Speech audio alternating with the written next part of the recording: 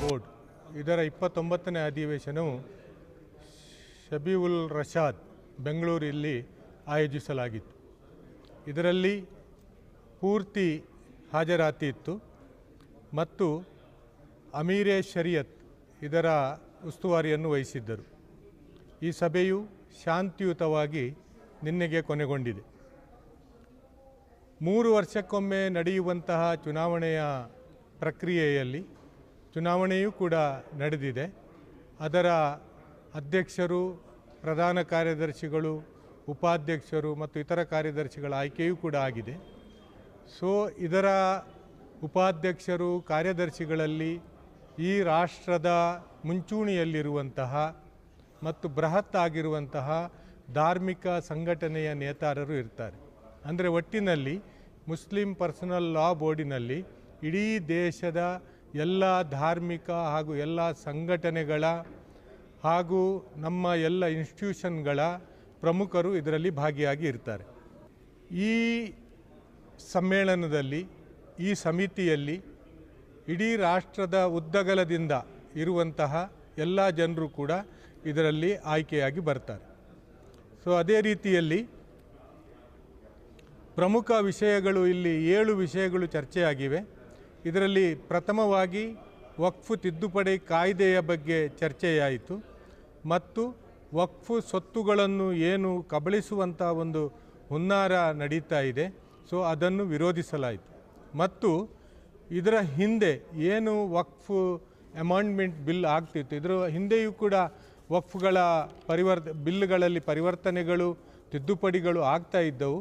ಆದರೆ ಆ ಎಲ್ಲ ಸಂದರ್ಭದಲ್ಲಿಯೂ ಕೂಡ ಮುಸ್ಲಿಂ ಪ್ರಮುಖರನ್ನು ಅಥವಾ ಮುಸ್ಲಿಂ ಸಂಘಟನೆಯ ಪ್ರಮುಖರನ್ನು ಕರೆದು ಮಾತನಾಡಿಸುವಂಥ, ಅವರ ಅಭಿಪ್ರಾಯವನ್ನು ಪಡೆಯುವಂಥ ಒಂದು ವಾಡಿಕೆ ಇತ್ತು.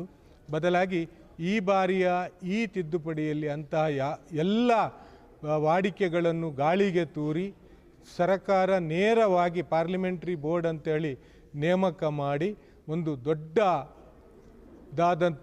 ಒಂದು ಅನ್ಯಾಯವನ್ನು ಮುಸ್ಲಿಂ ಸಮುದಾಯದ ಮೇಲೆ ಮಾಡಿದೆ ಅಂತೇಳಿ ನಾವು ಭಾವಿಸ್ತೇವೆ.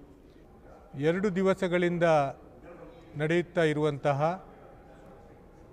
ಮುಸ್ಲಿಂ ಪರ್ಸನಲ್ ಲಾ ಬೋರ್ಡಿನ ಸಭೆಯು ನಿನ್ನೆಗೆ ಮುಕ್ತಾಯವಾಗಿದೆ. ಇದು 27ನೆಯ ಸಮ್ಮೇಳನವು ಶಬಿ ಉಲ್ ರಶಾದ್ ಬೆಂಗಳೂರಿನಲ್ಲಿ ಆಯೋಜಿಸಲಾಗಿತ್ತು. ಇದರಲ್ಲಿ ರಾಷ್ಟ್ರದ ಉದ್ದಗಲಗಳಿಂದ ಬಂದಂತಹ, ಎಲ್ಲ ಮೂಲೆಗಳಿಂದ ಬಂದಂತಹ ಧಾರ್ಮಿಕ ಪಂಡಿತರು ಹಾಗೂ ಸಾಮಾಜಿಕ ನೇತಾರರು ಹಾಗೂ ಸಂಘಟನೆಗಳ ನೇತಾರರು ಈ ಸಭೆಯಲ್ಲಿ ಭಾಗವಹಿಸಿದ್ದರು. ಇದರಲ್ಲಿ ನಡೆದಂತಹ ಪ್ರಮುಖ ವಿಷಯಗಳು ಈ ರೀತಿ ಇವೆ. ಒಂದನೇದಾಗಿ ವಕ್ಫ್ ತಿದ್ದುಪಡಿ ಕಾಯ್ದೆ ಏನು ಸರ್ಕಾರ ತಂದಿದೆ ಅದನ್ನು ನಾವು ಸಾರಾಸಗಟಾಗಿ ಖಂಡಿಸ್ತೇವೆ ಮತ್ತು ಅದನ್ನು ವಿರೋಧಿಸುತ್ತೇವೆ. ಮತ್ತು ಇದು ಅತಿ ದೊಡ್ಡ ಒಂದು ದ್ರೋಹ ಮುಸ್ಲಿಮರಿಗೆ ಮಾಡಿದ್ದು ಅಂಥೇಳಿ ನಾವು ಈ ಸಂದರ್ಭದಲ್ಲಿ ಭಾವಿಸ್ತಾ ಇದ್ದೇವೆ.